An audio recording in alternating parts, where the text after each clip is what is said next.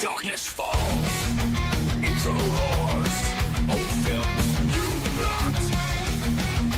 Hollow wars from the crypt. Tales arise. Yorkshire keep. Cursed night skies. Friday night, fierce embrace. Eyes wide, arms race. Grotesque past, shadows near. Appointed with fear, disappear.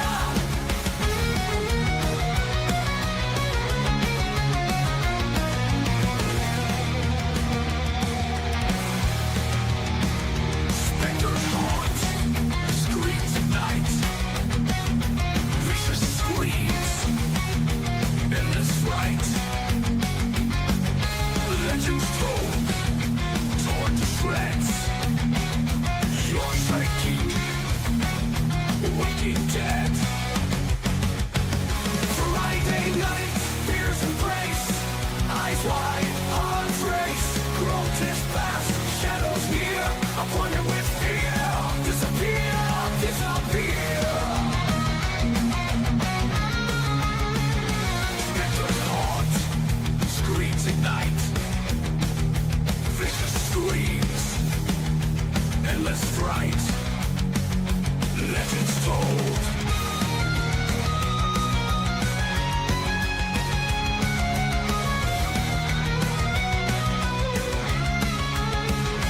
Friday night, fears embrace. Eyes wide, hearts race. Grotesque past, shadows near. Appointed with fear. Disappear, disappear. Fears embrace. Eyes wide, hearts race. Grotesque past, shadows near. Appointed with fear. Disappear, disappear.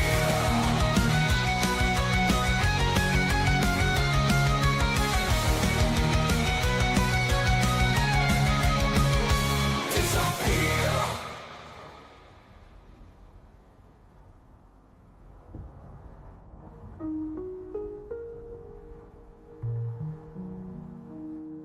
Evil laughs, bloody might, old and new, pure terror sight, keeps with you. Truth unveils, endless dread, no veil. Friday night, fears embrace, eyes wide, arms race, grotesque past, shadows near, appointed with fear. Disappear, disappear.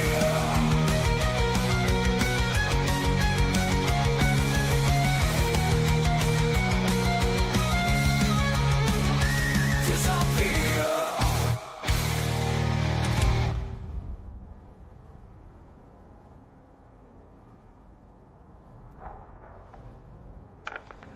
Chloe, be gone. We're with you. Dot. Oh, there. Free. Phil.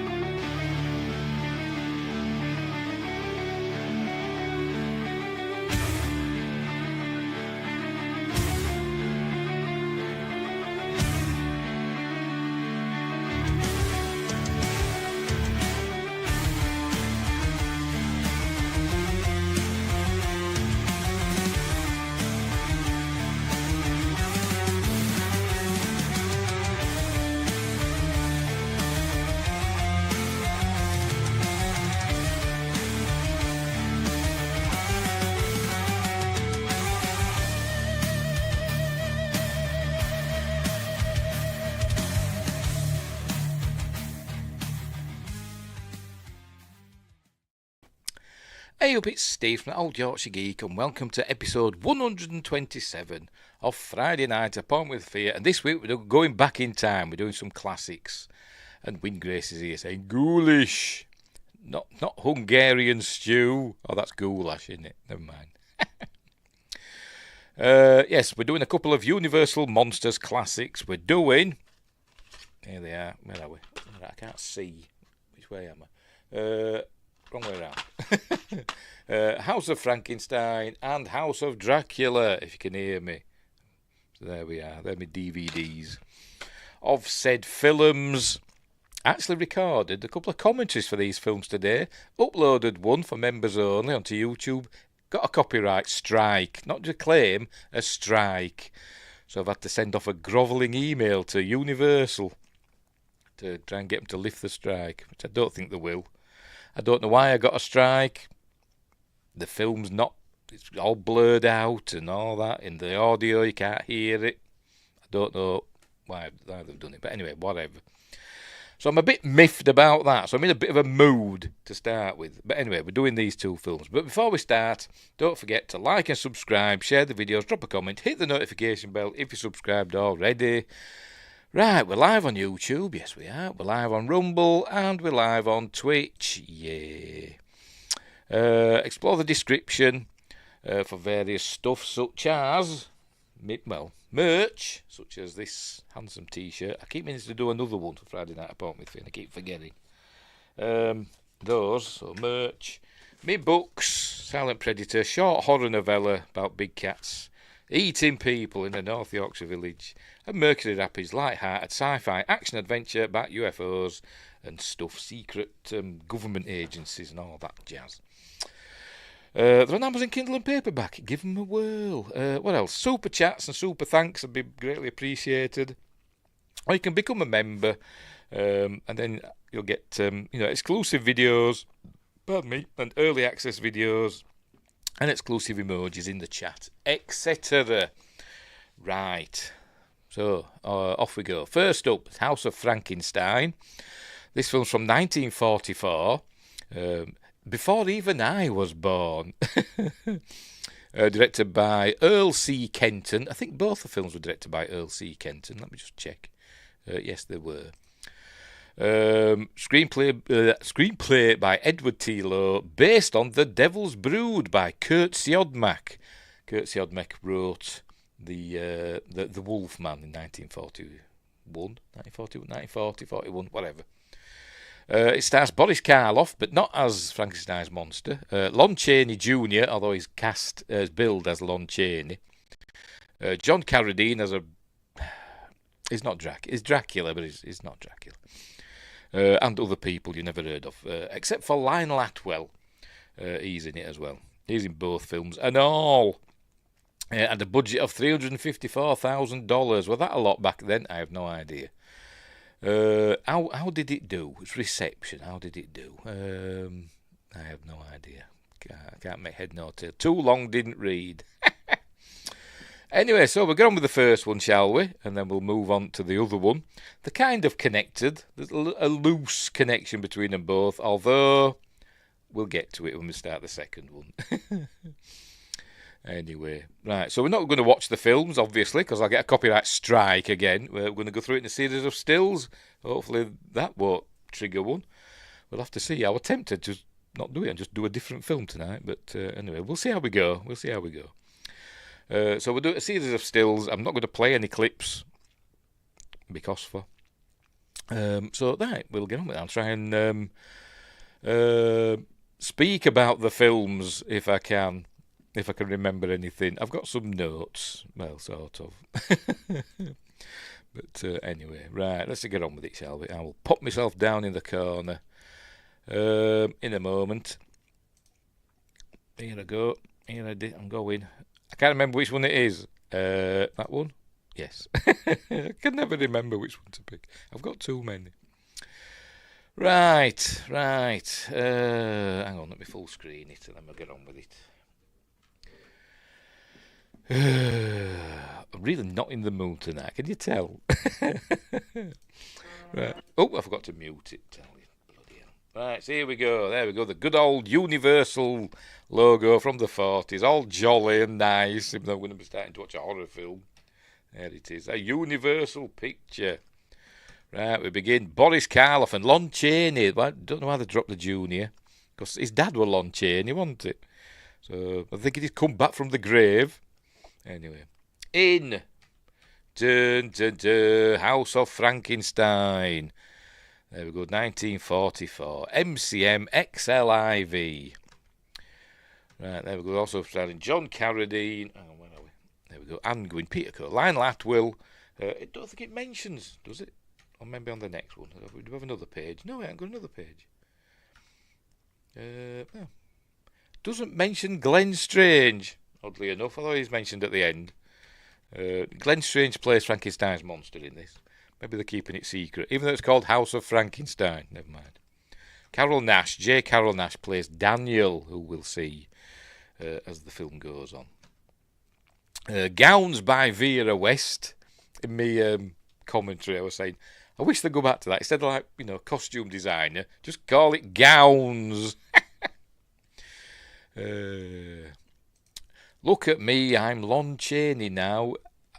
I bet Wingrace, I bet that's another song title, isn't it? Or another line from a song that I don't know. Anyway. Gowns by Vera West, legendary costume designer. I'm looking, does it mention, excuse me, special photography? It doesn't mention Jack Pierce, does it, for makeup effects? Or have I missed it? Have we gone past it? Let's go back a bit. Let's go back. Am I on this? Hey, steady on. We haven't had another page. No, we haven't had another page of stuff. They're not mentioning Jack Pierce. Unless we've got another page. No, we haven't. They're not mentioning Jack Pierce for his special makeup effects. Set decorations, assistant to the sound, technician, art direction, musical score, director, photography. Oh, I bet he were miffed. I bet he were miffed. Did he not do it? I have no idea. I'm going to check now. I'm going to look on Wikipedia and see what it says. See if it does mention Jack Pierce. Why it's not mentioned Jack Pierce. I'm going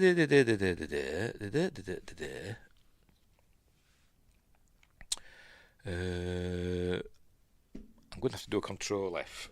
I'll just type in Jack. Here we go.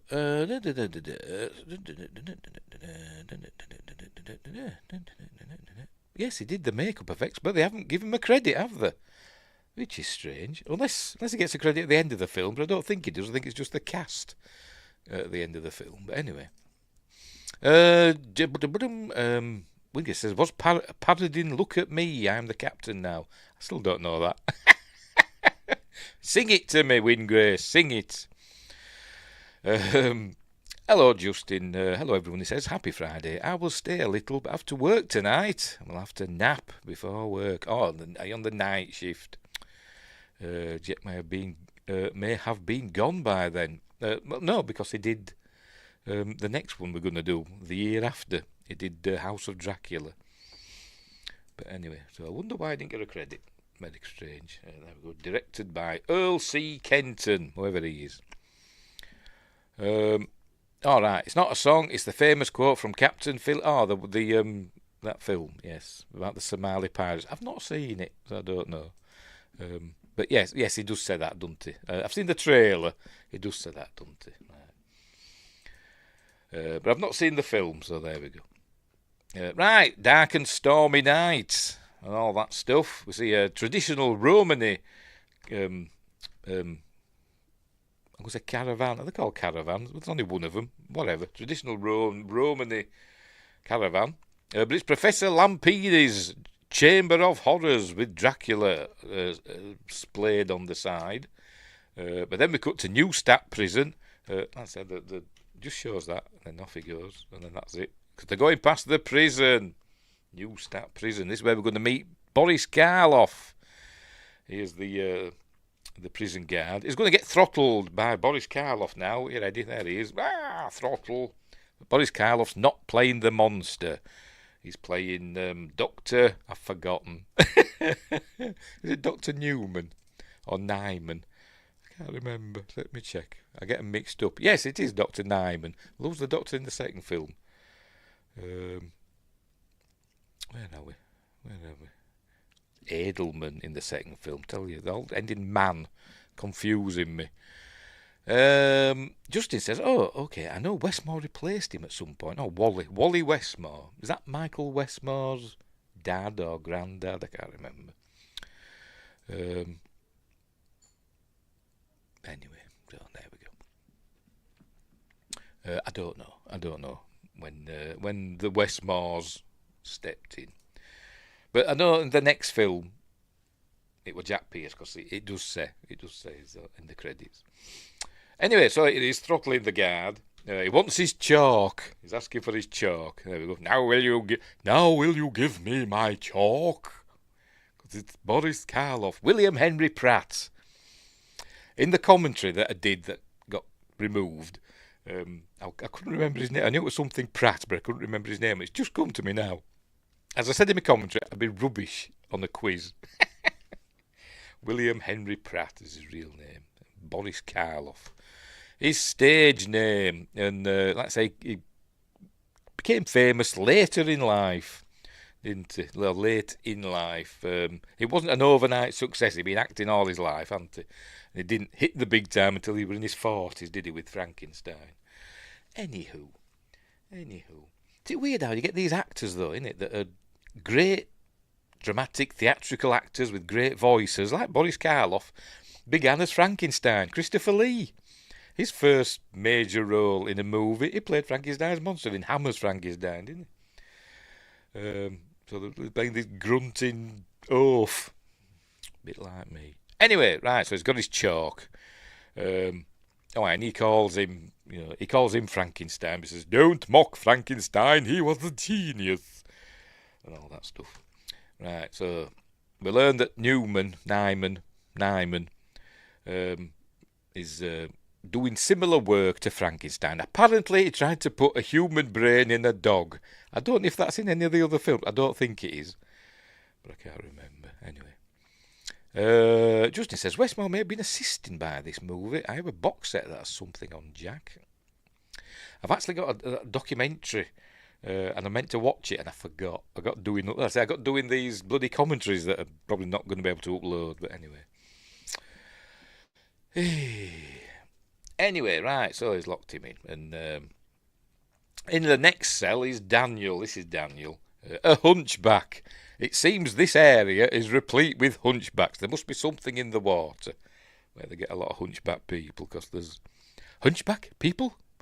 Because there's another one in the next film, but of the lady variety. And spoilers, both of them don't end well. Anyway, right, so he's using his chalk and he's doing his plans. There we go. Picture of a dog, putting human brain. I was just drawing his stuff on the wall. But anyway, so he's going to escape at some point. But luckily, nature lends an assist. Mother has promised Daniel to put his brain in a strong body. That's what he's going to do. Anyway. We learned that Nyman's brother assisted Frankenstein, so I'm guessing that must be in one of the other films. I can't remember. I've seen all the bloody Universal films, but I'm terrible with the details. Terrible with the deets. Anyway, so there we go. Lightning hits the... hang on, I've missed it. There we go. Lightning strikes the jail, and luckily just their bit of the jail creates a big, massive hole, look. Big, dirty, great hole for them to escape through. Luckily, so out they go. Then, right, I'm off. See ya. Either the guard was killed, or he just thought, I can't be bothered. And off they go, running through the woods.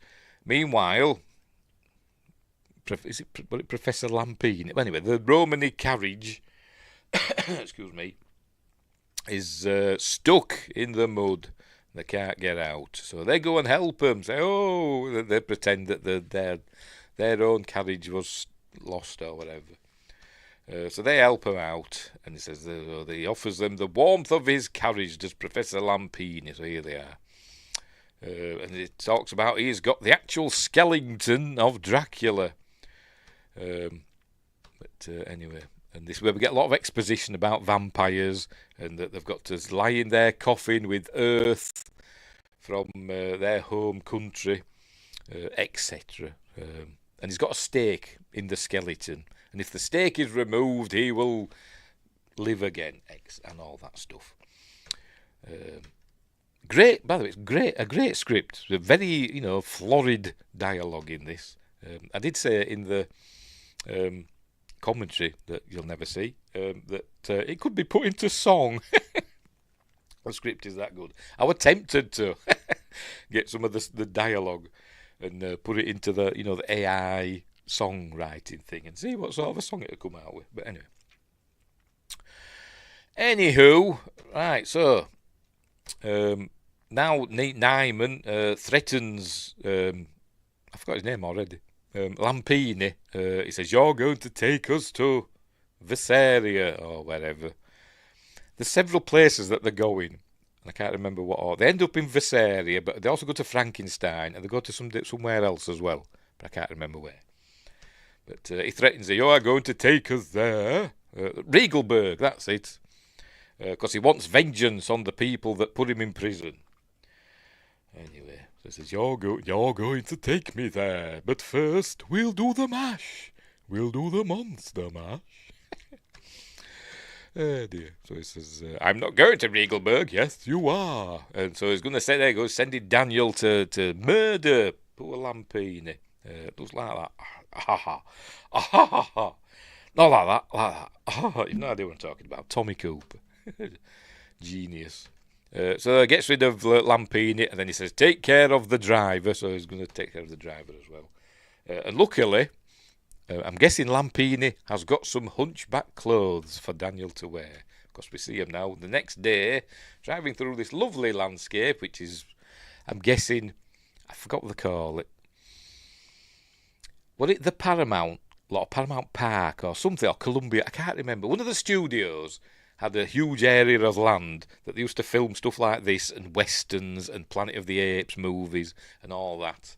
In this land in the Hollywood Hills or whatever. I'm guessing this is that area. It looks it, doesn't it? It looks very nice. It's not Eastern Europe like it's supposed to be. Anyway, so there they are going through that thing. And there we go.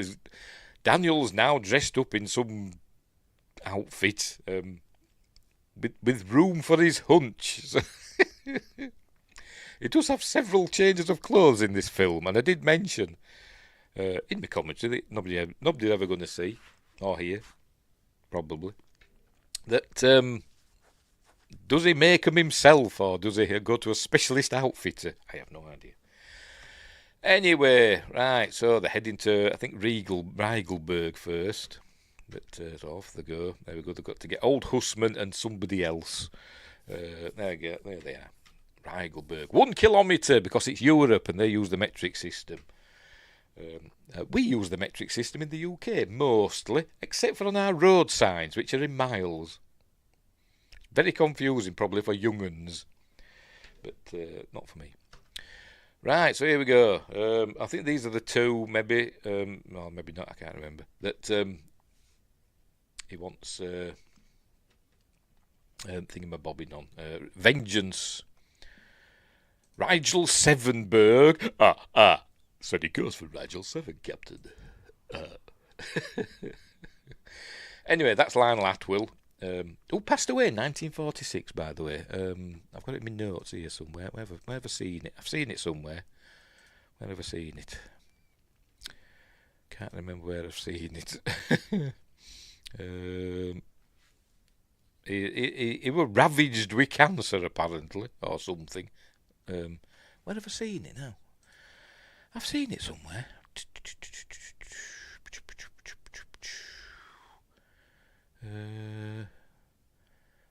Where did I see it? Or did I dream it? I could have done, knowing me. Or is it in this one? Is it in this one? Lionel Atwill, there we go, was terminally ill with lung cancer. This is for the next film. During filming, I should have saved that for that, but anyway. And he died a few months after production wrapped on House of Dracula. So there you go. So but that's probably why, because he got a big cigar in his gob. But everybody smoked in them days, didn't they? I used to smoke. back in the day. Not for a long time. Didn't help me mum. She stopped smoking for, I don't know, 20, 30 years, probably, ish, thereabouts. Still died of lung cancer. Unbelievable. Anyway, right, so Lionel Atwill is playing the police inspector. He played the police inspector or whatever in other films, other, Universal films, probably the Frankenstein ones. I can't remember which ones now. But in one of them, or maybe more, Justin will probably know, he had a false hand, didn't he, that he used to go like that with. Move it about like that. But I can't remember which one it was. Oh, I have reached my target of steps. Stop it. Because I went for my walk today. Recorded a video. I've got a new microphone, a clip-on microphone, one of those rat things on, that's supposed to make it better for when it's windy. Didn't make any difference. Luckily, it wasn't expensive. Anyway, I'm digressing. Where were we? Lionel Atwill plays the inspector, and he's obviously the mayor. I think he's one of the people that Nyman wants vengeance upon. But anyway, so they're playing chess or whatever. She's some woman, I can't remember. I forgot her name. I'm bloody useless, aren't I? It's not Tina or Nina, she's in the second film. Rita, she's Rita. Yes, because I was giggling inside as I was watching it before, because I kept thinking Rita Skeeter from Harry Potter. But anyway. Justin says, yes, he did. Yes, but which film was it? I can't remember which one it was. Or was it 1 or 2? I can't remember. Son of Frankenstein, maybe? I can't remember. Anyway, she's Rita somebody or other. She's important. I can't remember now. And she's married to Desi Arnaz. It just reminds me of Desi Arnaz. I think, yeah. But this shot here, it should have his name. That's from the trailer, isn't it? That's the trailer shot. And Desi Arnaz. I know it's not Desi Arnaz. I can't remember his bloody name. Peter Coe. There we go. That's who he is. It doesn't sound like a Peter Coe. He's got a very strong accent. But he looks very Hispanic. But anyway, whatever. He's Rita's husband. They're newlyweds, apparently. But anyway, they're going out to, I don't know, there's some gypsy camp or something. I don't bloody know. They're going out. There we go. Oh, no, no, that's where they're going. The gypsy camp comes later. They're going to Professor Lampini's Chamber of Horrors. Because even though, he's taken over as Nyman, he has assumed the identity of Professor Lampini. Because apparently he does have... what they call permits to be there, because it does say I've got permits. I think it might be this bit here actually. It says police inspectors. All right, there, damn it, we have our permit. He must have got it online then or something, or by post. I know they didn't have online then. Anyway, what the hell's going on? What were these here? I didn't notice these before. Are they real people or are they statues? I think they're statues, aren't they? Whatever. We will not dwell on them. So they're looking at the stuff. We're going to go see Count Dracula in a minute. So here we go. Here he is pretending to be Lampini. Come inside and see Count Dracula. There he is. There's his coffin. And it's going to show us the skeleton of Count Dracula any minute now. When he's there, it is. With a blooming big stake through his heart, isn't it? Or through his rib cage. Excuse me. So that's Dracula's... I'm going to say it all wrong. I'm going to say Dracula and Skellington. I am. Sorry, it's just the way I am. I can say Dracula and skeleton. I just prefer saying it in a silly way. Because I'm in that sort of a mood. Anyway, so there is saying, if you pull this out, Dracula will come back to life. And they're all saying, oh, it's rubbish. It's just an old skeleton. Blah, blah, rhubarb, rhubarb. Something that start throwing tomatoes at him. Anyway, so they all go. There you go. You're not the Lampini. I ran out of this area 3 years ago. That was my brother, recently deceased, he says. Anyway. So they all leave, and they're not impressed. And so he takes out the stake. Oh, pardon me. Got the burps today. I think I've eaten something that's disagreed with me, and I've got the what I call the popcorn burps, even though I've not eaten any popcorn. I have mentioned them before. Probably means I've got cancer. Here he is. Oh no, he's taking the steak out, and now we're going to get some dazzling optical effects as Dracula comes back to life. There he is. Look, wow! And there he is, John Carradine as Dracula. Takes a breath, look, and comes back to life. Why do his clothes disappear? I don't know. And he's staked. But anyway, never mind. Don't worry about that. Did the skeleton have the ring on? I wasn't paying attention. Go back again. Yes, it does. Yes, I just wondered. Right. So, anyway, back to that. The coughing there, I don't know. Anyway, so he grabs hold of the steak, and Dracula says, "Drop the stick from your hand." But it's John Carradine, so he's not saying it. He's not being Bela Lugosi. He's not going, "Drop the stick from your hand." Blah! He's not giving it all that. Justin says, "It was Son of Frankenstein. You are correct. Thank you. Thank you very much." With his false hand. Obviously, in this film, it's grown back as his hand. Anyway, so he's going to cut a deal with Dracula. Says, you know, "If you do something for me, I will serve you," says Nyman. Hang on, where are we? Hey, steady. There you go. "Do as I ask, and I will serve you." So that's two separate things. Anyway, so he wants him to go and get the people that, he wants vengeance on, basically. Meanwhile, they're going to go walking home through the dark woods in the dead of night. Anyway, then they hear... yeah, there we go. And suddenly, Dracula's carriage arrives. And, where did he get this carriage from? I don't know. Also, Young Frankenstein had the awesome parody. It's a long time since I've seen Young Frankenstein. It is a really long time. Can I remember bits of it? Putting on the Ritz, for instance. Anyway. Where did Dracula get this carriage from? Did he rent it? I have no idea. Who's driving it? Don't know. So he must have rented it. It must be like an Uber.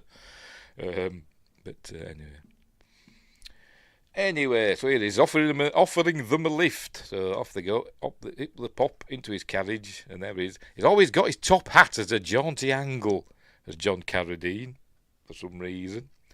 Like I say, he's not Dracula. But he's called himself Baron Latos from Transylvania. Except he don't say it like that. He just says it in his own accent. But anyway. Let's make sure we're still going, because you bloody never know, do you? We're Universal, the way they are at the minute. Yes, we're still all right. Anyway, so he drops them off at home. This is just his way of getting to know them. Did it show us the driver then? I want to go back and see. Did it show us the driver? Oh. Have we missed it? Oh, there it is. No, it's not. Do we know? Is it? As I said, it must be an Uber carriage. Anyway, right. So they invite Dracula in for drinks, etc. And is he drinking, or is he just pretending? I don't think he does that. Oh, hang on. Oh, did it? It does. He's bloody drinking. Look. What about all the "I don't drink wine"? Bloody drinking there, isn't he? Was John Carradine a bit of a lush? I don't know, but maybe he was. I don't know. I don't know much about him. Apart from he was in The Howling, wasn't he? Played a werewolf in The Howling. Anyway. They run out of wine, so Desi Arnaz, I forgot his bloody name in the film. Bear with me. Carl, there we go. Rita's husband, Carl, goes down to the cellar to get another bottle, and while he's gone, Dracula's gonna kind of hypnotise Rita, because she sees his ring and becomes transfixed. There we go. When I look at it, I think of strange things, and it frightens me, and all that. So she's all, and he gives it to her. So the ring, that is. This is. I see your world more clearly now. And then I was going, the rain has gone. But anyway, that's. But he says, "Go to your room. I will visit you before the dawn." Meanwhile, their grandfather, by the way, Hussman, or whatever he's called, the mayor, or whatever he is, were asleep in the chair, and he wakes up suddenly. And interrupts them, and then Carl returns, but Dracula says, "I've got to go." So off he goes. She's still being all hypnotised. "I'm going to bed now, grandfather." So off she goes. Meanwhile, Dracula's lurking. Look, he's lurking with his top hat. He's realised what's his face is. Nyman, I don't know how to pronounce it. Boris Karloff. He's realised he's not Lampini. He's realised he's Dr. Nyman. There must be photographs in there that we can't see. Or etchings. I don't know when this is supposed to be set. I think it's supposed to be contemporary, because we see telephones and stuff in it. So I'm guessing it's supposed to be, in the modern day of then. I'm guessing, but they're still using like horses, carriages and stuff. But it is Eastern Europe after all. Anyway, Dracula comes in. There we go. Scary eyes, and gets him. He's going to turn into a bat. Cool effect, this. Ready? Got to be careful with the bloody copyright on this. Here he goes. You ready? I do really like this effect. I think it is really good. It's just animation, but I just really like it. There he goes. Whee! He turns into a bat. Cool. And goes and gets Alfred Hitchcock. Goes and gets him. There he is. And drinks his blood and kills him. Meanwhile, she's still being all, I'm all dither. There we go. Another world. And he says, "Oh, shut up, woman. We're on the honeymoon. Get into bed." That's what he's saying. I was thinking. Meanwhile, his handkerchief's making a bid for freedom. He notices the ring, and it says, really, it's the crest of Dracula, he says. He must know all about crests, I don't know. Unless it says Dracula on it, I don't know. But so she kind of takes it off her, and the spell is broken. So he goes and he's going to check on his granddad. I don't know what's happened to his dad. He's going to check on his granddad. And we find he's not with us anymore. Meanwhile, Dracula flies off and then changes again. Yay! Whee! I do like this. It's cool. I don't think Bela Lugosi ever turn into a bat in his films? I don't think he did he? I don't think he did. I could be wrong. Anyway, so Carl's phoning up the inspector, Lionel Atwill. Says, "I'll be round. My granddad's dead. He's got puncture marks and all that stuff." So he says, "Right, I'll be round any minute now." Meanwhile, the door opens by itself. That must be one of Dracula's powers. So here he is, serenading her. But off she goes, and she's going into his carriage. But here comes Carl, coming round the corner, chasing after him. Here he comes through the woods, through the woods of the soundstage, and Lionel Atwill and his posse arrive just in time. Hang on, here they come. There they are.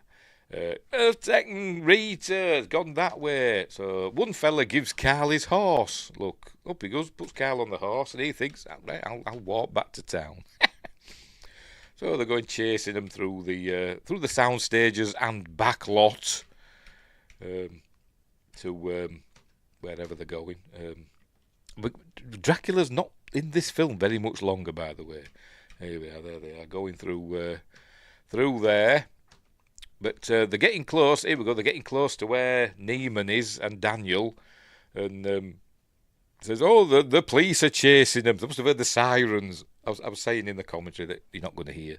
They should have put lights on the horses and the sirens and stuff. Yes, he did when they did the Abbott and Costello team up. Well, Bela Lugosi Dracula in that again. Oh, right, fair enough. Fair enough. But not up to this point he hadn't, because that's afterwards, isn't it? The Abbott and Costello one. Another one which I haven't seen for a long time. But I have got. Anyway, so they think, well, he's on his own, is Dracula. But I think Daniel's going to do some stunt things now in a minute. Here he comes. He's going to do some stunt things. There we go. Jumping from carriage to carriage. We do see some stunt. There we go. A stunt man on top of the thing. I don't know who it is.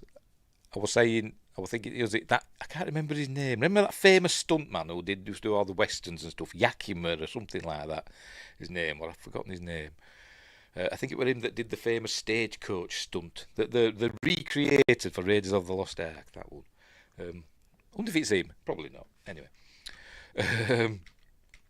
There he was going to get in there and thought, what's he going to do? Has he got a big Gatling gun inside the thing?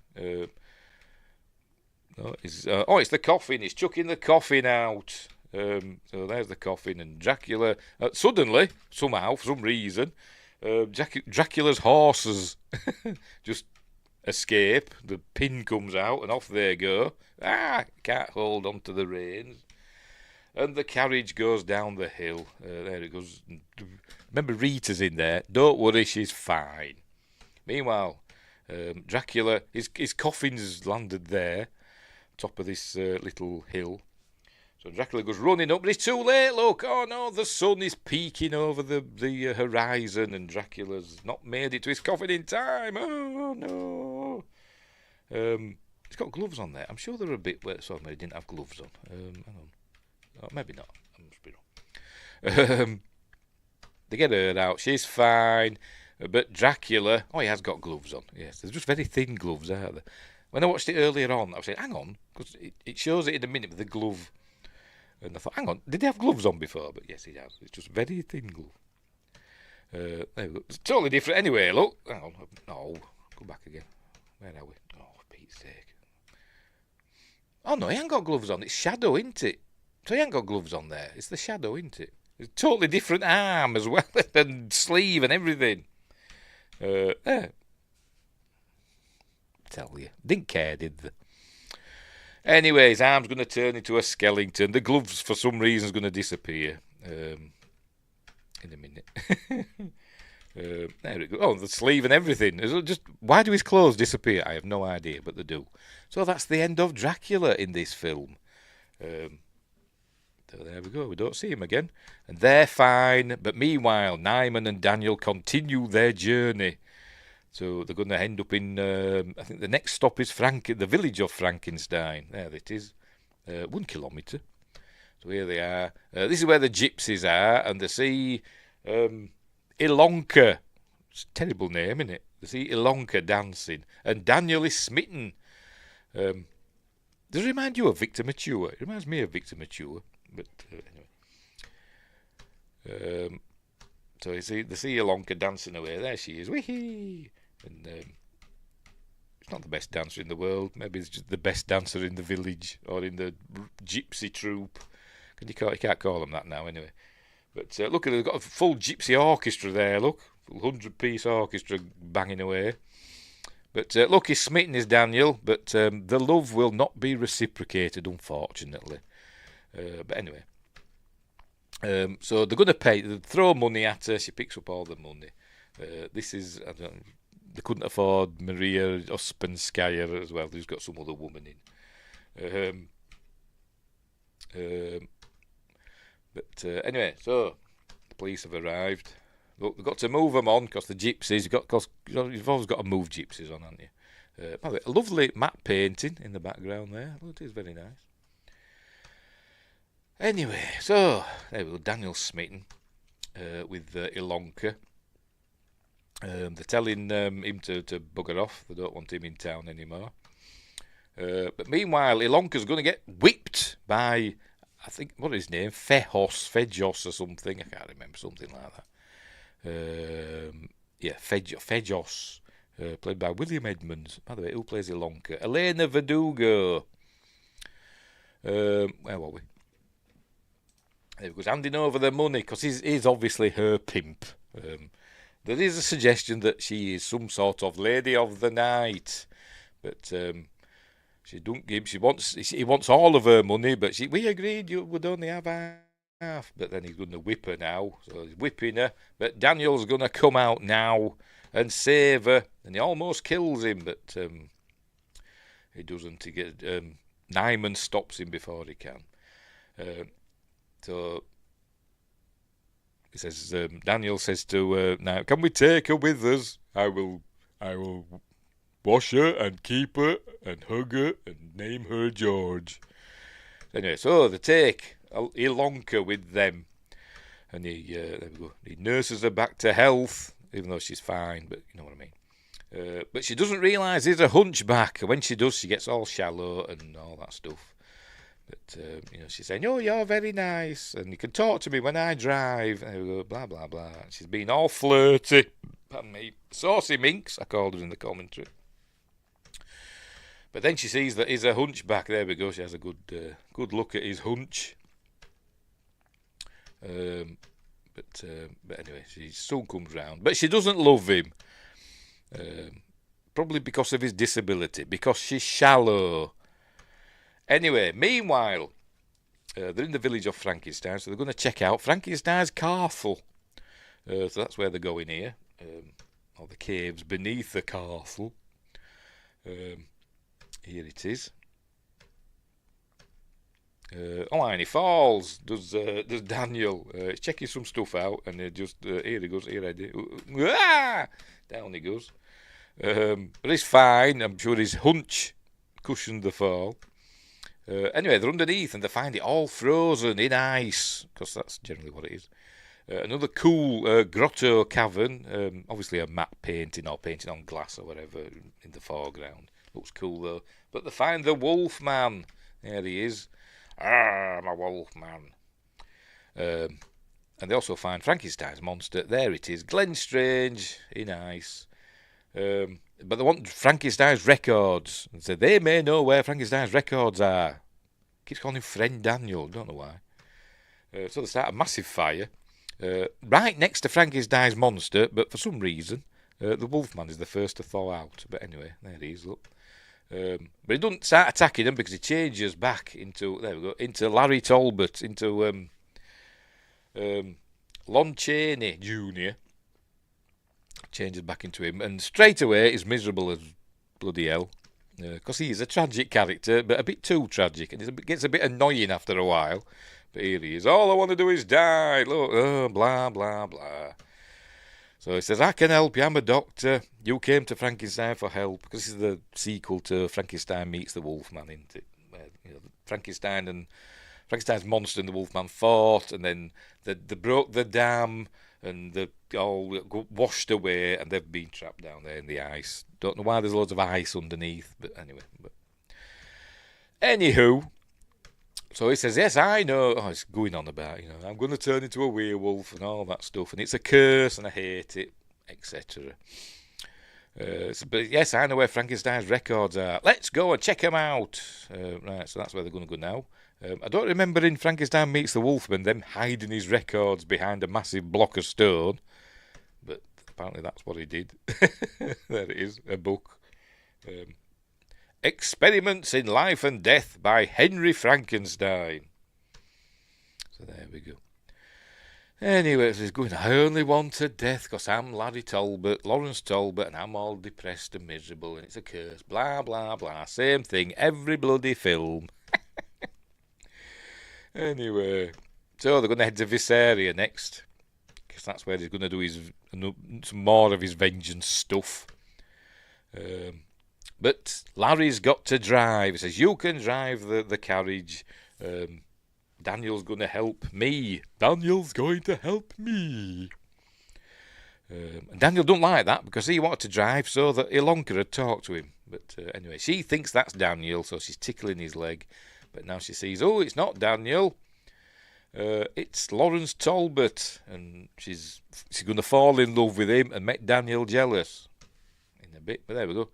Visaria, 107 kilometres. Blimey. I'd be a bit miffed if we're in my car. Never mind bloody in a Dawson carriage. But anyway.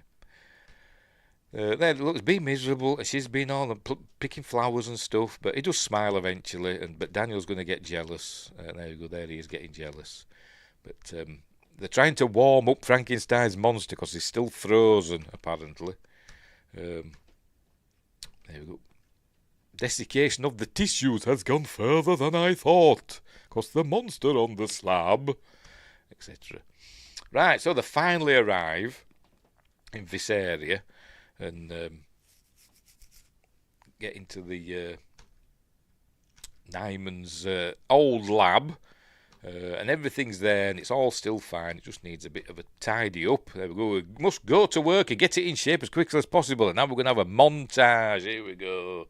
A montage, because everybody loves a montage of them cleaning and tidying and fixing and mending and polishing, etc. Giving it all that. And then it's done. And I was saying in the commentary that nobody's ever going to hear that, where's all the electricity stuff? That's what we want, innit? Electricity and bzzz, bzzz, giving it all that. But and then he says, activate the steam. And I'm like, hey? We're going to steam Frankenstein's monster like he's some vegetables. But anyway, that's what they're doing. They're thawing him out. But Talbot's getting all impatient. He says, you must operate with me, because they're going to do all brain swapping in this film. Or they're going to try to. Although I don't think any brains actually get swapped by the end.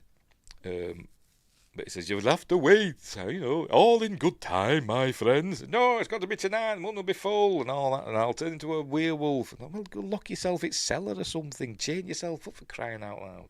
No. He's got to go running out and look at the moon, hasn't he? Anyway.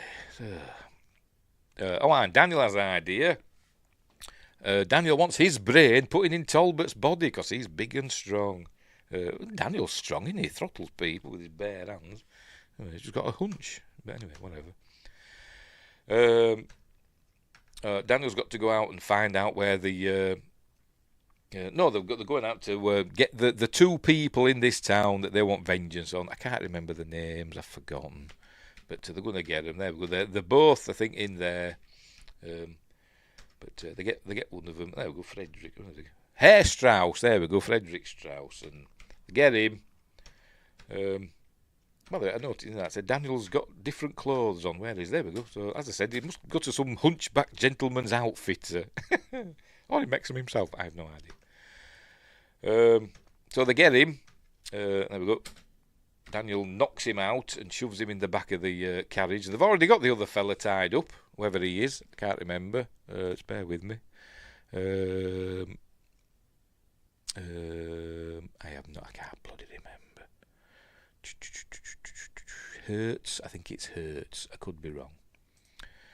Anyway. So he's already got him tied up there. Herr Ullman. Oh, right. Herr Ullman and Herr Strauss. There we go. Who's a Herr Hurts? No idea. So anyway, they were the ones that he ended up in prison. So they're the ones he wants vengeance on. He's going to take their brains out. That's what he's going to do, and put one of them in Frankenstein's monster's body. Poor Igor, not Boris Karloff. Bela Lugosi's got his brain in the monster at the minute. Never mind. Yes, and he's going to put Larry Talbot's brain in the other fella, in Strauss. Why? Don't know. Just is. What does Larry Talbot think of this? I have no idea. I don't think he's told him.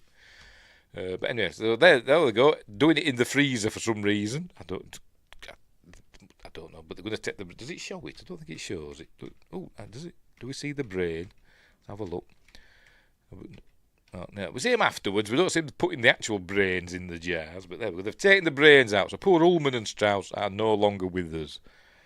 But their brains are in jars. The plasma must flow at exactly that rate, he says. I forgot the term, the Doctor Who thing.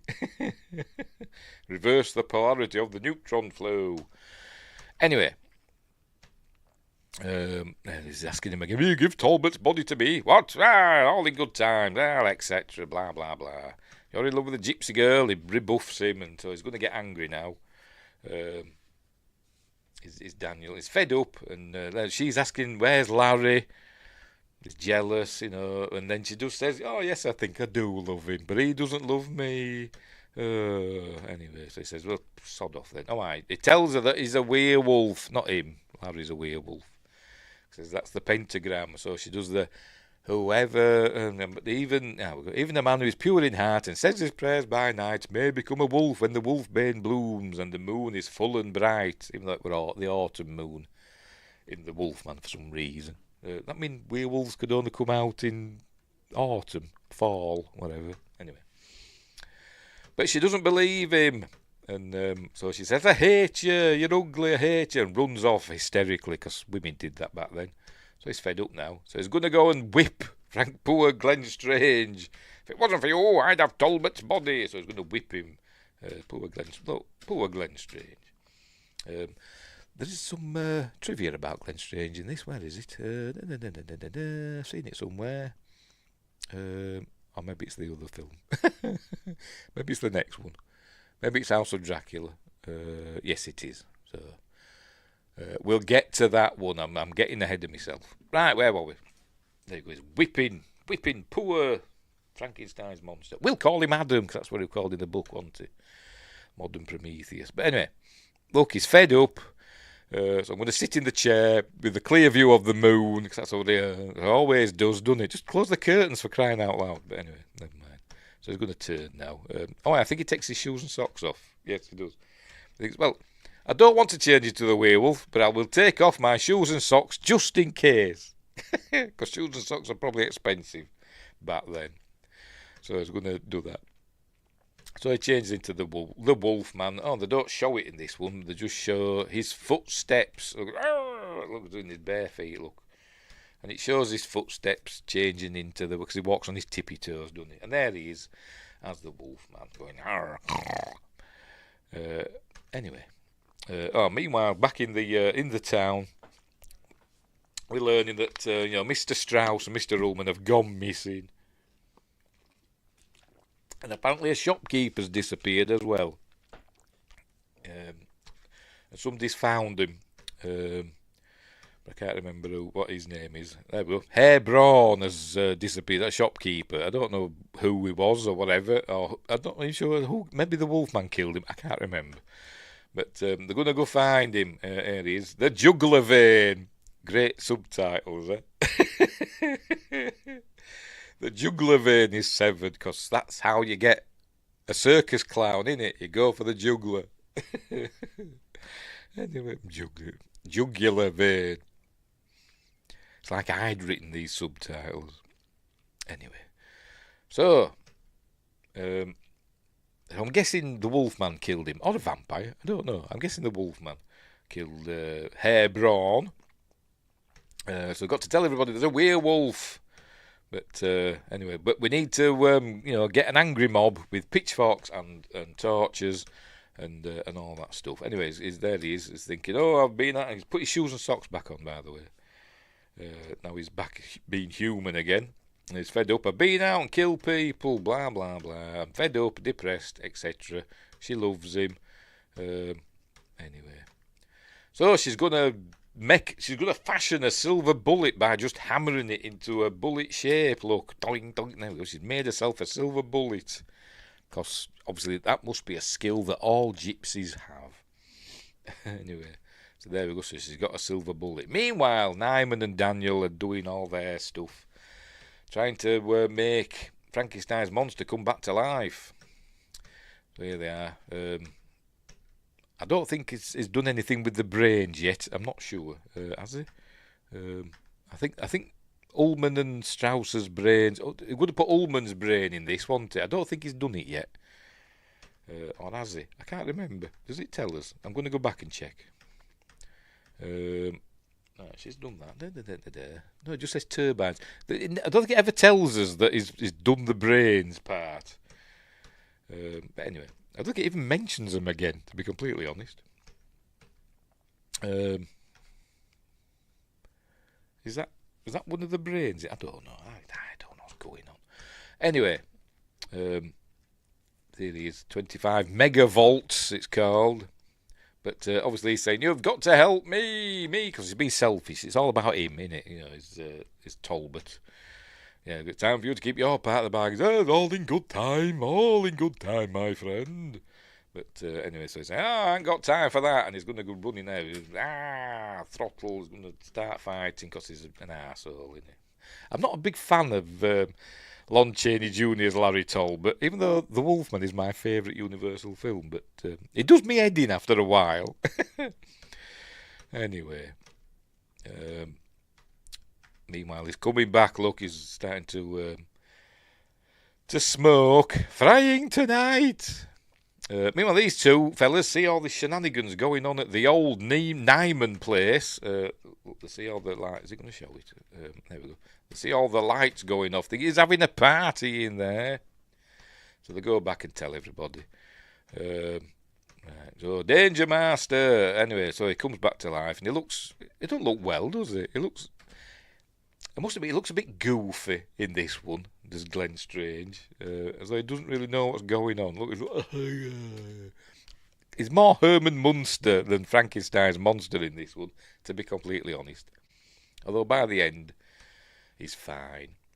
Anyway, here comes Angry Mob with torches and pitchforks and stuff and other gardening implements.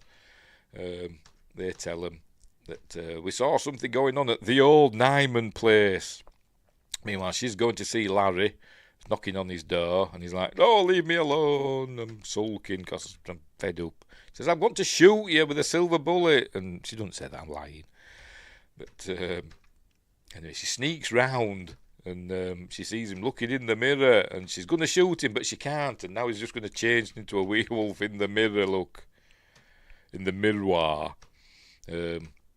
So off he goes. Notice the door's open here. Obviously, when he turns to the Wolfman, he turns into a bleeding idiot because he just goes smashing through the door. Look, it were open, mate. Anyway, whatever. So off he goes, stalking into the woods to cause more bother. She goes running after him. Here we go, and shoots him. Oh, for Pete's sake! Here we go. Gunshot. Here we go. Hang on, let's miss it. Don't even show it. We just hear it. Gunshot. So she shot him. We're guessing because he falls over, does a bit of writhing, and but he'd already got her, by the way. I think the gun went off as they were struggling. I think that's what happened. And he's killed her. So she goes up to him. Oh, well, he changes back. There we go. She goes up to him and dies in his arms, and they both die together, apparently. So Daniel takes her body, says, "You've got to save her. The Wolfman killed her." But Daniel, he says, "I'm not going to save her, whatever." Hang on, what's going on here? What does he say? Yes. All the people he's killed for him. Says, "Now you're going to join him because he won't help him." So he throttles Nyman. But then Frankenstein's monster breaks out because he's killing his master and all that. So they're going to have a fight, and he chucks Daniel out the window. Here he goes. Whee! Chuck out the window. Cool stunt. Whee!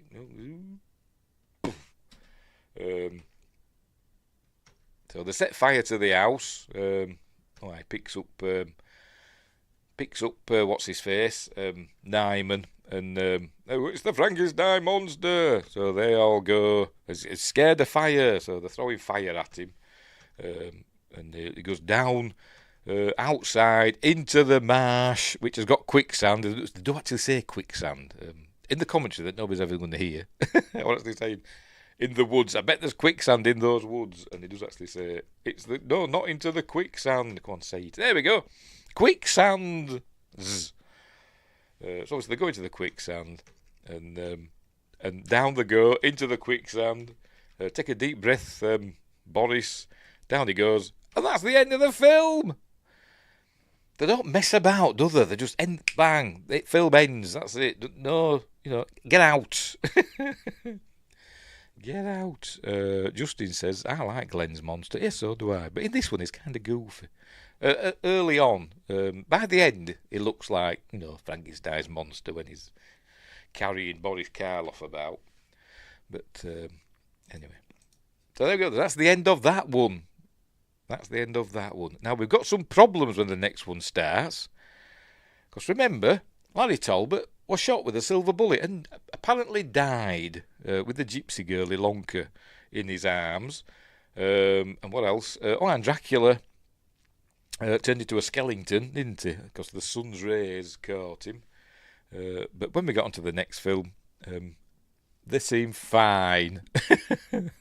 But it's supposed to be several years later, so something... I don't think there were a film in between, were there? I don't think there were a film in between House of Frankenstein and House of Dracula. But were there supposed to be? I don't know. I can't remember. Hang on, let me check. Hang on. Just bear with me. I'll just get rid of that a minute because I've got to start up the other thing. Just bear with me while I have a look. But I don't think there is. I'm checking a list of the movies. This was a goofy one, I agree. Okay, everyone has a great night and weekend. I'm done yet. I've got House of Dracula to do. But you're off to bed, aren't you? Because you're working nights. Have a good shift at work. Yes, got to rest a bit. Yes, you'll get some shut eye, mate. Right, where were we? What were we looking for? I forgot what I'm looking for. House of Frankenstein. And between House of Frankenstein and House of Dracula, we had the climax, which I think might have been in colour. I'm not sure. I don't think I've seen that one. The Invisible Man's Revenge. So I doubt they covered what happened with Dracula and the Wolfman in that. And then we had the Mummy's Ghost. I know they definitely didn't have the Wolfman and Frankenstein's monster. Not Frankenstein, the Wolfman and Dracula in that. So no, there was no. I don't think there were any coverage in between those two films. So obviously, something in the years that passed, something obviously happened. But anyway, right. So let me get rid of that, and we'll get the next film ready. House of Dracula. I'm not sure why they called it that, to be completely honest. But never mind. Because to be honest, Dracula, although he's in this film a bit longer than he's in House of Frankenstein, he's not in it that much longer. But anyway, right, so House of Dracula, info about that, 1945, so it came out a year later. Directed by the same fella as the previous one, Earl C. Kenton. This one was written by Edward T. Lowe. Did he do the first one? I've forgotten. Yes, he did. He wrote the screenplay for the first one. Oh, pardon me. But the story was by George Bricker and Dwight V. Babcock. Love that name, Babcock.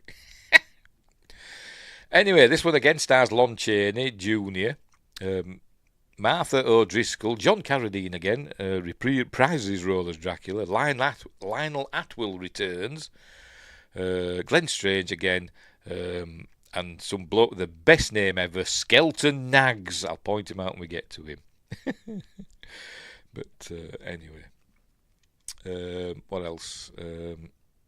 Yeah. Oh, in this one, this is the one where actor Glenn Strange suffered greatly during the shooting of the scene, which we're going to get to. I will mention it when we get there, if I remember. Anyway, right. So here we go.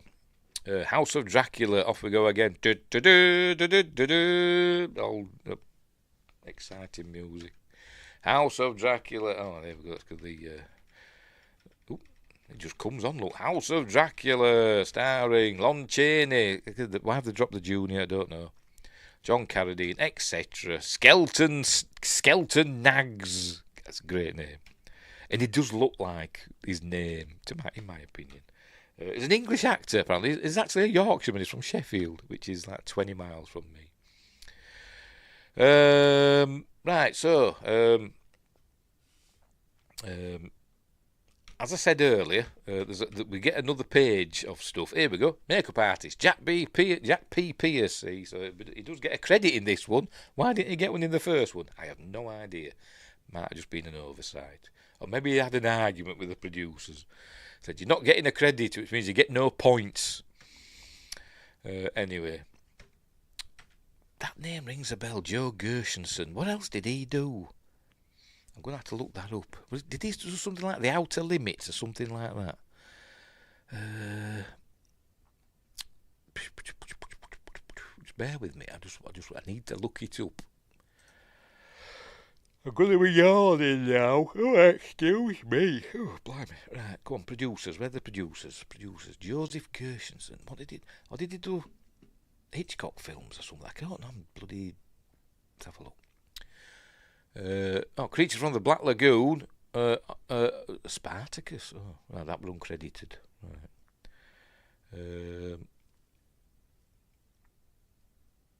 What are we looking at? Don't bother about that one.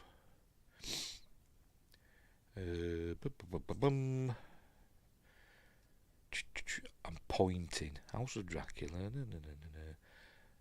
I've no idea. But that name doesn't, unless there's another name, another Gershenson that I'm thinking of. I have no idea. Anyway, never mind. Right, so off we go. Here we are. This is a castle on top of a hill, on top of a cliff with the sea. Anyway, so off we go. We begin. Dracula's back. Look, we see a bat arrive. Look, and do we get his? I can't see the strings. Honest. We're going to get the cool effect. Here it is. It's my favourite. I love this. It's cool. I think it is cool. Anyways, checking out this chick. There he is. As I said, in another commentary, which I haven't got round to do. I've recorded it, but I haven't got round to rendering it yet.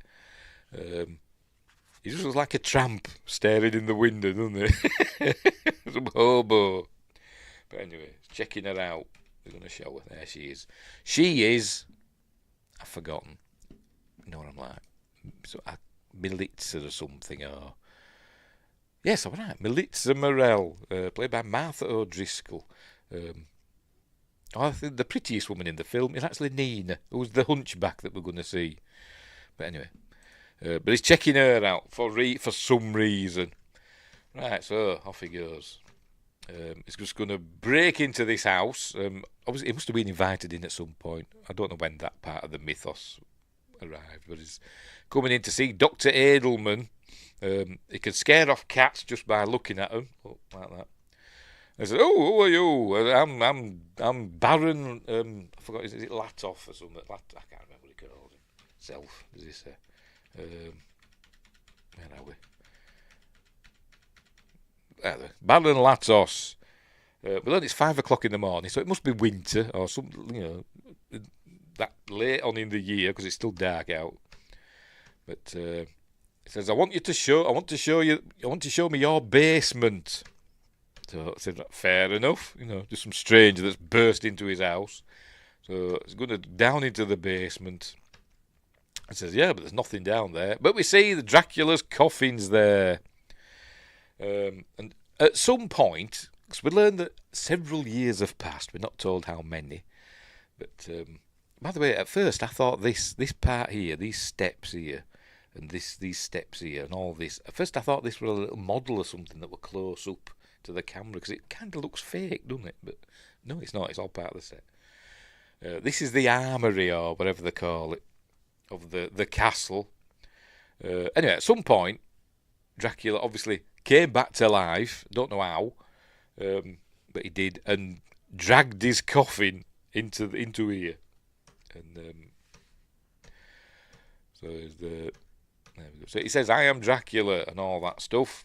And I want you to cure me, because he's fed up. He's kind of the Larry Talbot in this one. He's fed up of being Dracula now. But I think he's kind of not real. It's a ruse just to get to Militza, I think. Anyway, so that's what he's going to do. He says, "Okay, I'm a scientist. I will take you on." This is where we meet Nina. We learn, we're going to find out in a minute. She's a hunchback as well, because hunchbacks are everywhere in these films. But here she is. There she is. She's got a hunchback. If you look at it, when we see it later on in different things, you can actually see it's not just a cushion they've shoved down her back. You can actually see her spine down there. So it's like a prosthetic or whatever, or at least something with that shape. So they've got to some, gone to some detail. gone to some trouble. But anyway, she's a nurse, and she's a very good nurse. I actually like her character, because she's a nice person. But anyway, but she comes to a sticky end, unfortunately. But so he's going to try and cure Dracula, but he's got he's doing all this stuff with these weird tropical plants that are going to cure everything, apparently. Soften bones and all that stuff, and they can make antiviruses and so this is Dracula's blood we're looking at. Look there. So he's got some weird things in his blood. So anyway, meanwhile the sun's gone down, so I hope he gets. And as I said, he needs to run a comb through his hair, doesn't he? So obviously he pretends, he's obviously gone out through the back door, come round to the front door, and pretending he's a friend of Dr. Edelman. Well, he's a patient, of Dr. Edelman. So now he's meeting Militza for the first time, even though he's been spying on her. Anyway, look, he's looking very. It's not Dracula. It's John Carradine. Anyway. So there we go, he's got a parasite in his blood that they've got to find out a way to get rid of it. And he decides, just because he's a scientist, that if he gives him a transfusion of somebody else's blood, it will kill all the parasites and stuff just for reasons. So he's going to give him a transfusion, basically.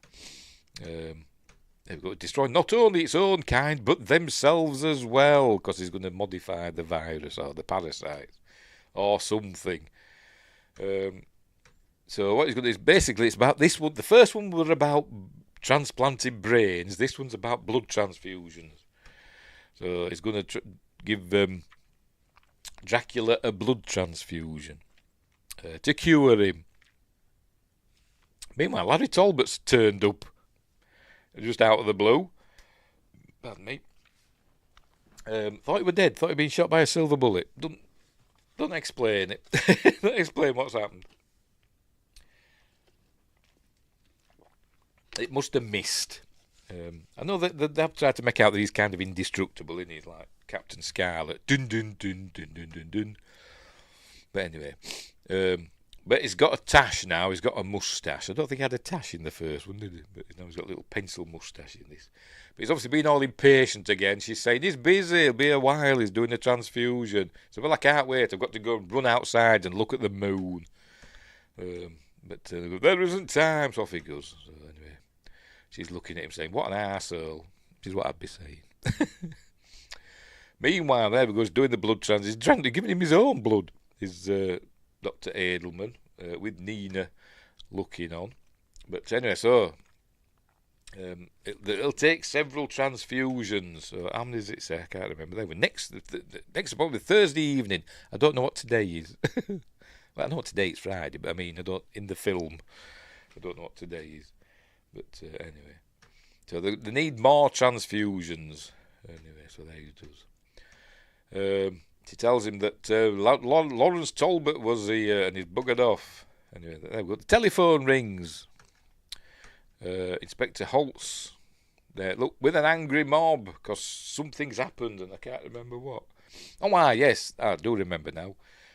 A man came raving into the town and kicked up a stink and the asking to be locked up. So they've locked him up and it's Lawrence Talbot. That's Skelton Nags. Terrible actor. He's in this anyway. But anyway, so they've locked him up. So here we go. They're going to show that Talbot's in there. It says, "What you brought them here for?" So I'm going to help you, but we don't believe you're a werewolf. He says, "All right, then I'll look out the window. You ready?" I'm going to look out the window any minute now. After I just moan, there's no such thing as a werewolf. Want to bet? Right, you ready? Watch this. See, I'm a werewolf. Told you. So he did get goose, gives it all that, and then just kind of gives up. He's fed up, he's spent. There we go. Look, oh, woe is me. Oh, nemesis, etc. Give up easily, didn't it? I actually thought it was going to burst through the bars, but it didn't. They said, right, I'll take him into my care, even though they just witnessed this amazing thing. man turning into a werewolf. He's going to look at it in a scientific way, is Dr. Edelman. Anyway, so they take him back. There he is. Look, being fed up and bloody morose is Talbot. There he is. Do you think you're going to help me? Oh, God, always about me, innit? Oh, God. Anyway, now sit down, Talbot. Says, you're not really a werewolf. It's all to do with hormones and stuff. That's what he's trying to tell him. It was self-hypnosis that affects your hormones, which makes the hair grow. And all that, yeah, of course. But anyway, so he says, I've got it's something. They did some X-rays and all that, and they found out there's some swelling in his brain. So rather than do surgery, he's got this new stuff that he can make from these magic plants that he's got. That'll soften the bones and it'll help the brain expand without having to cut it open. But anyway. They're showing him the plants there. So possible with fixing him without surgery, and that'll stop him being a werewolf somehow. Anyway, so okie dokie. But he goes running off. He's, I can't wait. So he's going to throws himself off a cliff. Because, you know, that's got to be the centre of attention, hasn't he? So he chucks himself off the cliff. There he goes. Down he goes. There he is. Whee! Chucks himself off the cliff. And they think, oh, there's caves down there. We'll go and check them. It might be all right. There's a small chance he could have survived. So, meanwhile, he calls to it. I think that's his gardener or whatever. Can't remember his name. He's the brother of Skeleton Nags' character. Just bear with me. Siegfried, he's Siegfried, because he kept calling him Siegfried. I was saying, where's Roy? He's Siegfried. Skeleton Nags is Steinmull. Cool names. Anyway, let's make sure we're still going. Make sure we're still going on YouTube. Yeah, we are. We're going on Rumble still. Skin. And we're still going on Twitch, yes, right. So he calls him, I forgot already what his name is. Siegfried calls him and he drops his shears and off he goes. There we go. Siegfried, Roy, to me, bring your tigers. And then it just cuts to the night time. And as I said in the comments that nobody's ever going to see it, what, is this Jamaica Inn or something? Some Daphne du Maurier scene that they just decided to film. But anyway. Right, so they're all worrying about stuff. Anyway, they're going to set up a block and tackle. They're going to lower their Skeleton Nags again. They're going to lower the doctor down into a cave. And there he's sloshing about. And stage hands throwing water at him. But anyway, he goes in. And the Wolfman's there, look. Dun, dun, dun. Are you scared? And the Wolfman attacks him. Oh, by the way, earlier on, there we go. We saw the wolf. The moon is there. Look, the moon is in the sky, but it's going down. I don't know if you can. There, because you just see there, it's going down. So anyway, the Wolfman attacks the doctor. There he goes attacking him, but then the moon sets. Look, it's set. Look, you see it. You see it set. It sets, and so it freezes in place because while he changes back to normal. Look, there he goes. Anyway, so he's changed back to normal. His moustache regrows in its previous pencil fashion. And he says, oh, I could have killed you. He says, yes, you could. And what's this on the wall behind me? Is that blood? I don't know. But anyway. So I can't die and all that stuff. So, well, I will help you. Anyway, so let's go and explore down here for a bit. And we're going to find, in a minute, there they are, Frankenstein's monster. Remember they went into the quicksand in the last film? Well, luckily for him, the quicksand emptied out down here somewhere in this cave. But they were in the middle of the woods. Whatever. And there's a skeleton of Boris Karloff with him, Dr. Nyman. The villagers drove them into the swamp, and they went down the quicksand. They've ended up here. This is the bit that I've got info about. Actor Glenn Strange suffered greatly during the shooting of the scene in which the Frankenstein monster is discovered in quicksand. After sitting for 3 hours in the makeup chair each morning, having his makeup applied by Jack Pierce, Strange would spend the rest of the day buried in cold liquid mud, which doubled for the quicksand. Then everybody else went out for lunch, Strange recalled. By the time they came back, I was so cold I could barely feel my legs. Film people are arseholes, aren't they? Anyway, Strange's co-star, Lon Chaney Jr., suggested that Strange use alcohol to keep himself warm. Throughout the day, Chaney passed a bottle of whiskey to Strange in between takes, so they both ended up K-eyed. By the end of the day, Strange recalled, he was so drunk he could barely dress himself after removing his monster makeup and costume. Tell you, unbelievable. Anyway, so they found Frankenstein's monster.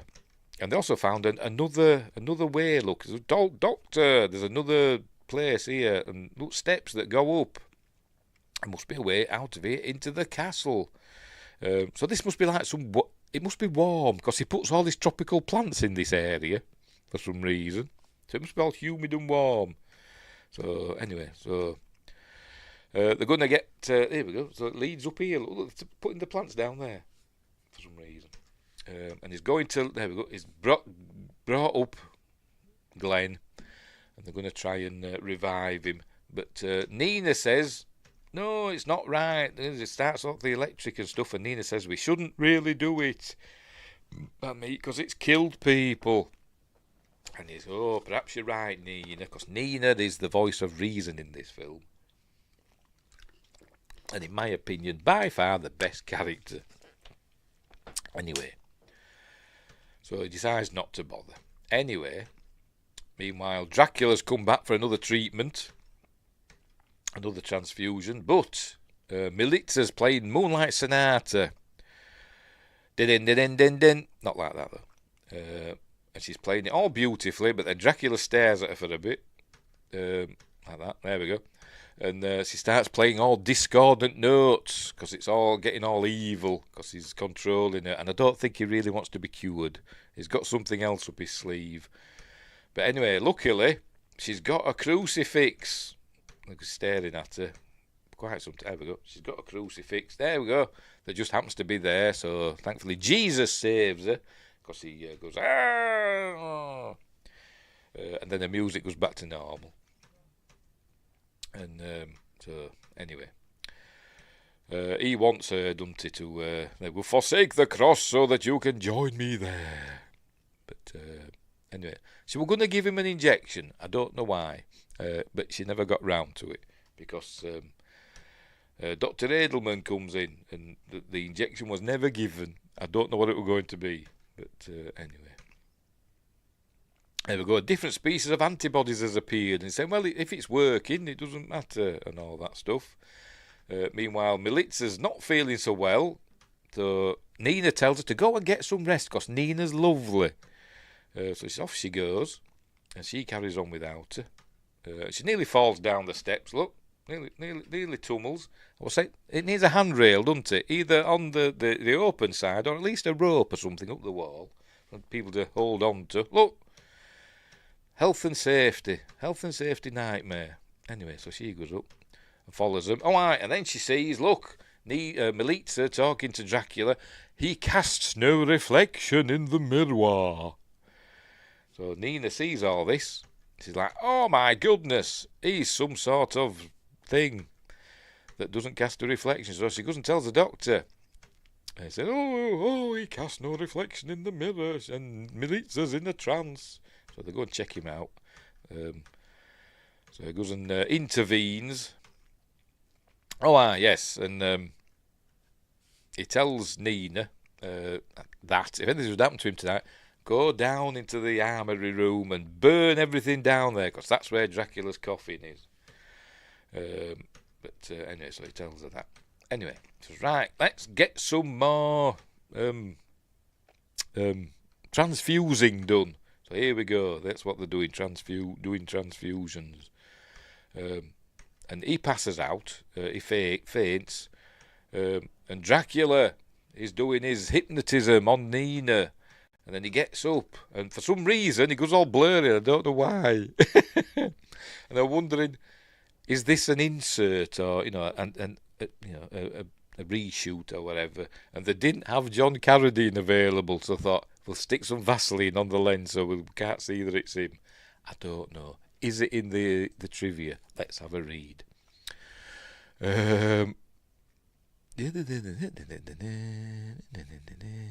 Bear with, I'm just reading through the trivia on IMDb. See if it says. I'm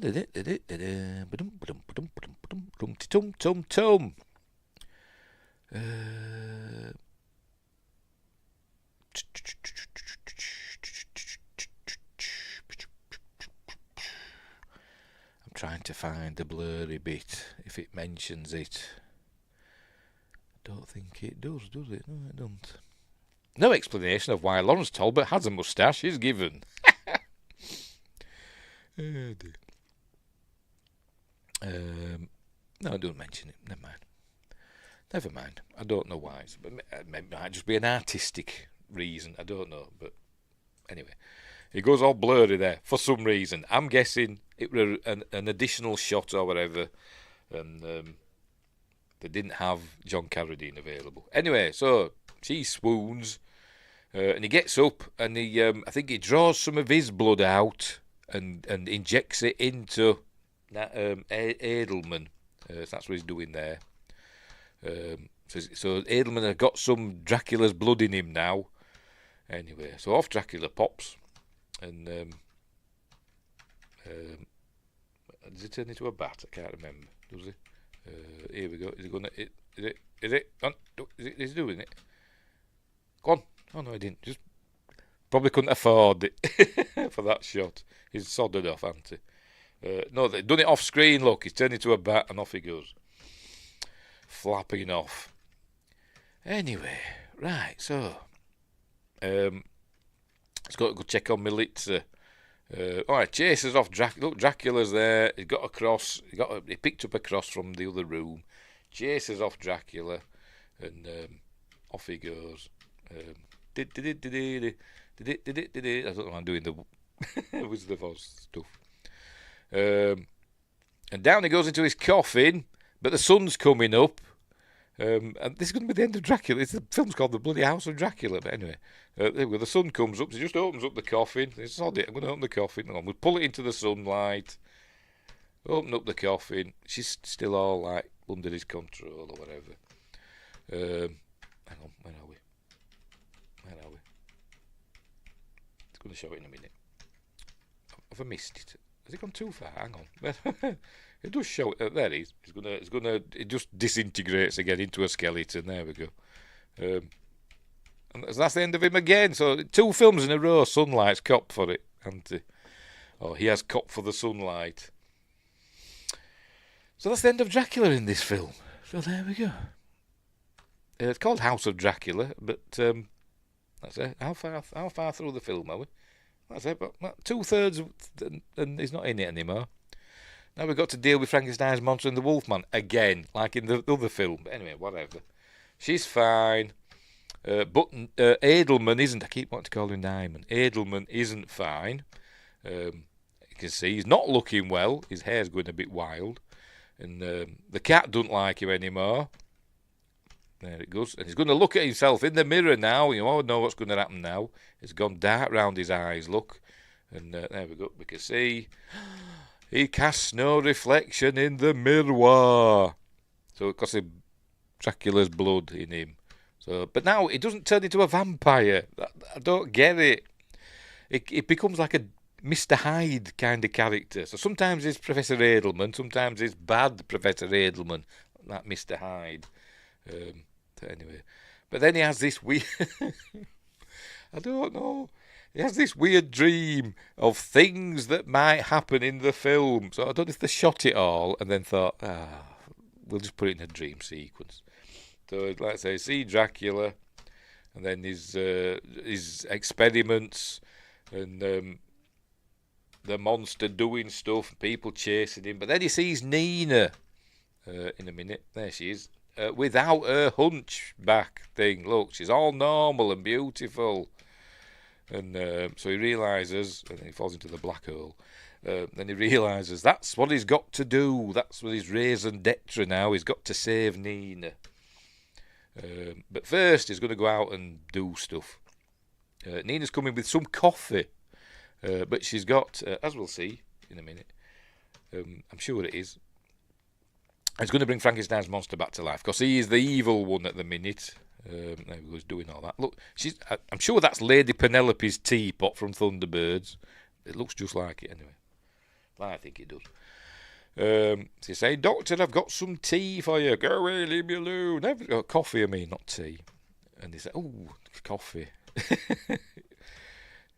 But he sends her away. Or is he going to let her in? There we go.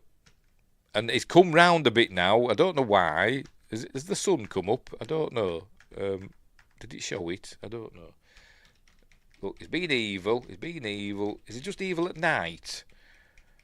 I don't know if it's going to show the sun come up. No, it's just... He opens the door and he's fine again. I don't get it. Anyway. So he's going to tell her he's got to operate on her as soon as possible to save her. Because, to get rid of the hunch thing. But then they've got to deal with Larry and all that. And he says, will there be enough of the... whatever they're getting from these plants for 2 operations? Well, maybe. Just... Here they are, slathering the stuff on Larry's head. It's just plaster of Paris, isn't it, basically? But it's going to soften his skull and allow the... allow stuff to... I don't know. It's going to cure him. Which apparently it does. Spoilers. But anyway, so he can't move about because he's got a soft head. There he is. So he's trundling about in a wheelchair now. Anyway, so they've got to look after him. And obviously Melissa's going to fall in love with him, I suppose. But he's still moaning, isn't he? He's still going on. Woe is me. Meanwhile, he's still doing turning into evil... evil Idleman. So he's going to go and get Siegfried now. That's Siegfried getting on that carriage. I don't know why he's going to get him. I think it's just for fun. I have no idea. But Larry's watching him. Well, he's gone. Larry's now all Rear Window. He is James Stewart in Rear Window, isn't he? So he's watching him. Getting all creepy is Edelman. Hello, Siegfried. And he gets on pawing at him, look like that. And Siegfried's scared. And he's going to kill him now. They're going to head into town. Look, he's going to kill him. And they fall off. And they go chasing after him. So he goes running about. And then heads back to the house. I don't know what the point of all this was, to be honest. I wonder if they changed what the film were going to be about. I wonder if they filmed all that other stuff that he saw in his dream sequence and thought, oh no, we're going to change it and we'll do this other stuff, and didn't really explain it. But anyway, he's killed Siegfried. They said he's ripped his throat out. Doesn't look like he's ripped his throat out there, but that's what they say. So he goes running back to the house. Watch this now. I don't know if this is the actor or if this is a stuntman, but watch this jump over this fence. Whee! Look at that. Is that the actor or is that a stuntman? Can't really tell.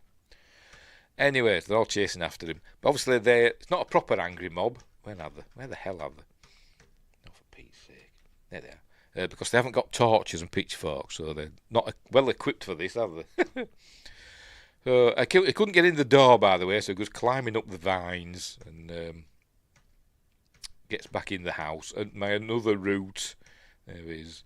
And it's suddenly fine. There's a knocking on the door, and he says, hello. Oh, we just chased a weird man here. So it was not me, honest. Why are you all dishevelled and dirty as though you've just been running through the woods and falling over a lot? Never mind.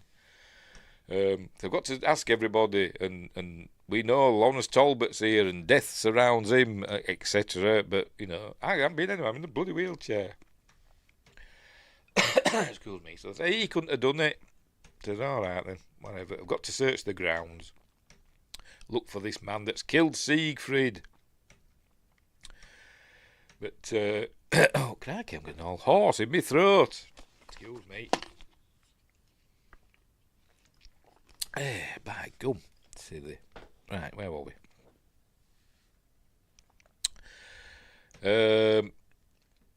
So saying, you've helped me, I'll try and help you, and all that stuff. They were telling my blood's been contaminated by the blood of Dracula, and I've become some weird Dr. Jekyll and Mr. Hyde type people. Oh, crikey. There you go. Changed me into a killer. Anyway, so he's got to help Nina, but that never happens for reasons. But Skeleton Nags, I forgot his name, Stoilman or whatever his character's name is. Siegfried's brother he is. They're going to get an angry mob. Oh, because they found this fella, found it in Siegfried's hand, and it just happened. It's he must have had a necklace on, Edelman, and there we go. It's got his name on it, Dr. Franz Edelman. There you go.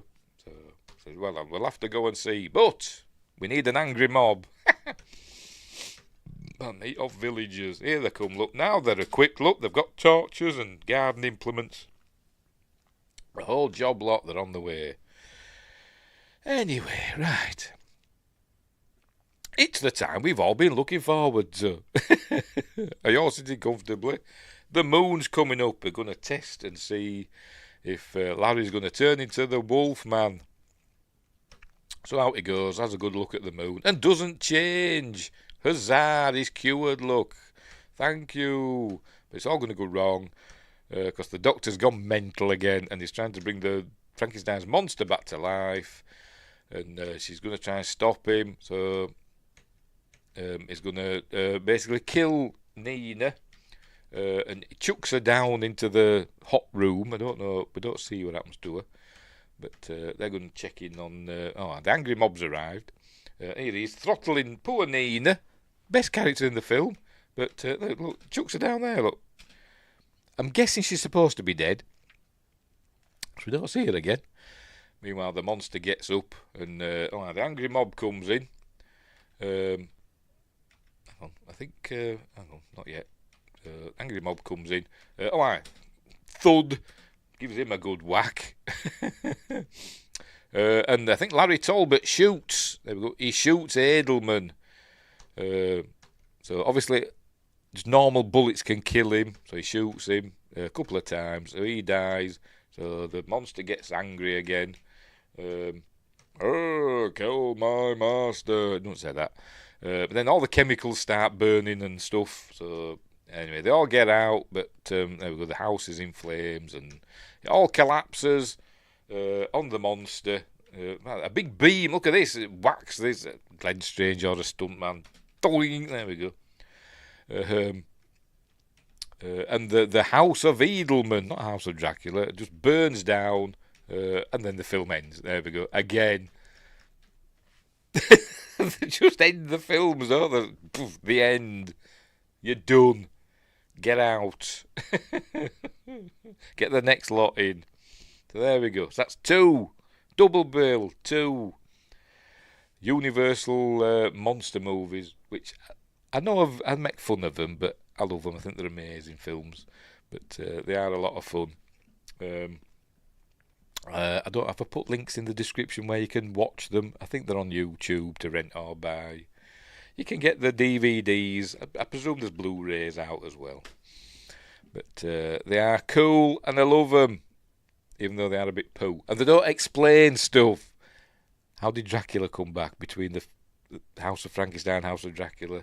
How did Lawrence Talbot come back between House of Frankenstein and House of Dracula? Doesn't explain it. I don't suppose. Does it matter? Yes, it does. Yes, it does. The thinking, because obviously these were films made for the cinema in the back in the days. There were no home media. So they're thinking, it's been a whole year since the last film came out. Nobody can really remember what happened. But anyway, so there we go. So that's those 2 films. We're done and dusted for another week. Right. Cool films. Really fun. Let's have a quick look through, see if there's anything else I've missed. Excuse me, the climactic scenes of the monster trapped by fire were borrowed from the ending of The Ghost of Frankenstein 1942, where Lon Chaney Jr. played the monster. Oh, therefore, when Chaney as Talbot shouts to the villagers to get out, the Frankenstein monster, he's actually running away from himself. So there you go, so it was Lon Chaney Jr., not Glenn Strange getting the thing falling on him. I've seen Ghost of Frankenstein, I just can't remember. Since Talbot is cured of his lycanthropy by Dr. Edelman's surgery, there would logically be no more follow-up films featuring Talbot as the Wolfman, and in fact Lon Chaney Jr.'s contract with Universal expired shortly after this film. However, the Wolfman, Dracula and the monster were all brought back 3 years later in Abbott and Costello Meet Frankenstein, with no explanation of how Larry is a Wolfman again, or how the other two are still alive. Fans often choose to regard House of Dracula as the canonical ending of Larry's character arc. But there you go. With the Abbott Costello one just being a spoof, which it wasn't it. But fun. Here we go. Obvious stunt double for Onslow Stevens, who played Edelman, when his character hurdles the fence while being pursued by the gendarmes and villagers. Are they gendarmes? Are they in France? I thought it was supposed to be in something like Germany or Czechoslovakia or something like that. What else?